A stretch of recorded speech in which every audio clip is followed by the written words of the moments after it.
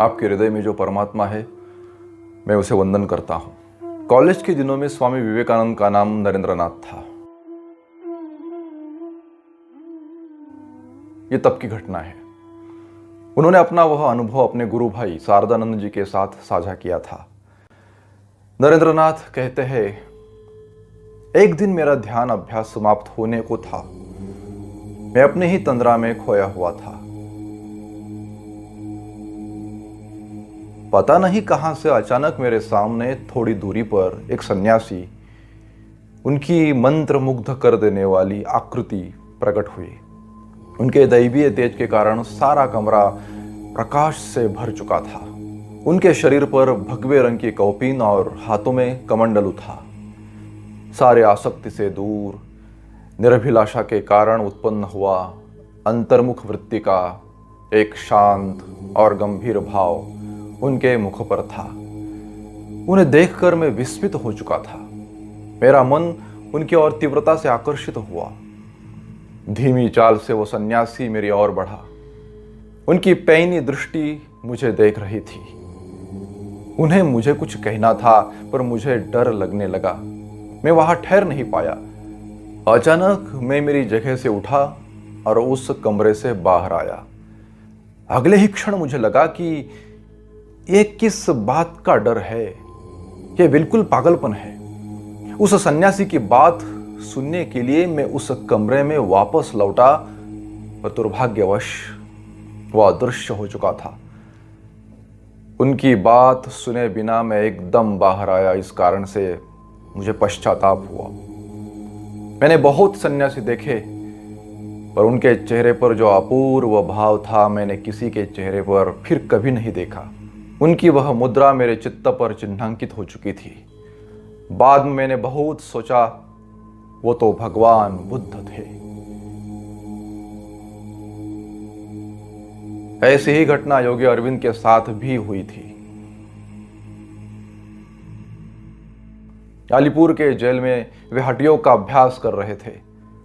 अरविंदो अपना अनुभव बताते हैं, I had another experience of Vivekananda's presence when I was practicing hatha yoga. I felt his presence standing behind and watching over me. That exerted a great influence afterwards in my life.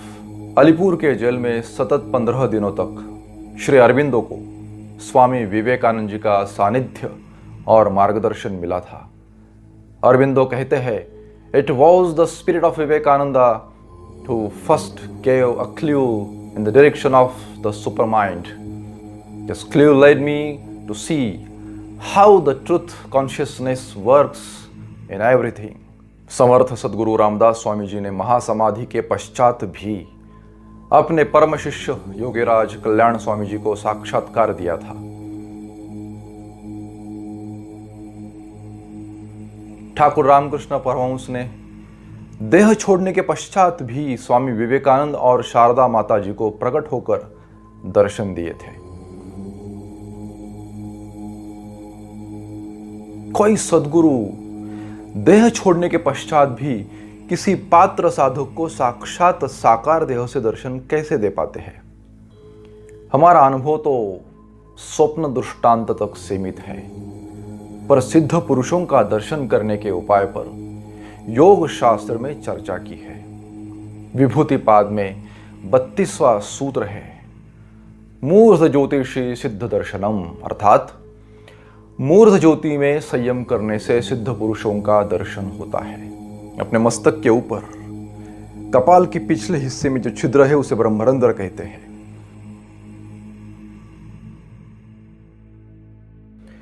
ब्रह्मरंध्र से सुषुम्ना का योग होता है। इस कारण से वहां सत्व प्रकाश रूप निर्माण होता रहता है। इसी को मूर्ध ज्योति कहते हैं। योगियों के चारों ओर जो आभा मंडल दिखाई पड़ता है वो इस मूर्ध ज्योति का प्रकाश होता है। सत्व गुण बढ़ने से ये ज्योति अधिक प्रज्वलित हो जाती है। इस ज्योति पर संयम करने से योगी को तेजोमय शरीर धारण करके संचार करने वाले सिद्ध पुरुषों का दर्शन होता है। तो हमें चित्त को सत्वगुण से भर देना है। ध्यान सिद्ध होना है।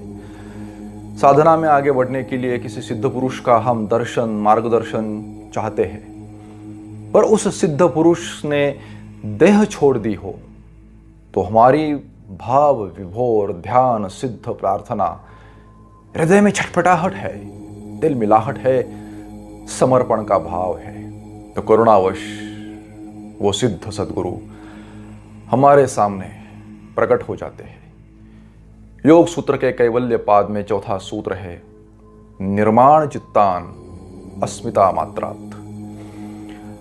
अस्मिता मात्र की चर्चा हम फिर कभी करेंगे, अभी केवल निर्माण चित्त की बात करते हैं। संसार में हम साधारणतः स्थूल देह से परिचित होते हैं। पूर्व जन्मार्जित प्रारब्ध कर्म से स्थूल देह तैयार होता है। प्रारब्ध कर्म से ही सुख दुख का अनुभव हम करते हैं, परंतु योगी केवल अपने संकल्प बल से प्रारब्ध कर्म की सहायता के बिना देह निर्माण कर सकते हैं। तो सिद्ध पुरुष एक तो मंत्र बल से, दूसरा द्रव्य विशेष के प्रभाव से, तीसरा तपस्या के फल से, या चौथा समाधि सिद्ध योग के प्रभाव से किसी भी पद्धति से शरीर निर्माण कर सकते हैं। विशिष्ट और प्राक्तन कर्म रहने पर केवल योनि विशेष में जन्म ग्रहण करने से भी ऐसी देह प्राप्त हो जाती है। सिद्ध पुरुष ऐसे जन्म लेकर भी आ सकते हैं, या केवल उस साधक के लिए थोड़े समय के लिए निर्माण चित्त से देह धारण कर सकते हैं। दृष्टि भेद से इस निर्माण देह को कोई कोई निर्माण चित्त भी कहते हैं, इसमें भेद नहीं है। बौद्ध साधना में भी धर्म का, संभोग का, निर्माण का ऐसा उल्लेख है। सिद्ध योगी के संकल्प से जिस आकार की उत्पत्ति होती है वह देखने में देह के समान होने पर भी वास्तव में चित्त के सिवा और कुछ भी नहीं है। वो इच्छा शक्ति के प्रभाव से निर्मित होता है। निर्माण चित्त और निर्माण देह एक होने पर भी व्यवहारिक दृष्टि से भिन्न रूपों में प्रतिपादित होता है। प्रयोजक चित्त और प्रयोज्य चित्त, ये दो पृथक पृथक भेद है।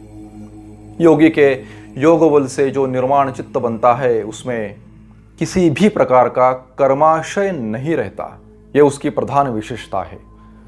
अनान्य उपाय से निर्माण चित्त को बनाया तो भी किसी न किसी आकार का कर्म संस्कार लगा रहता है। इसी कारण से अधिकारी शिष्य को ज्ञान का उपदेश देते समय योगी इस प्रकार चित्त निर्माण करके उपदेश देते हैं।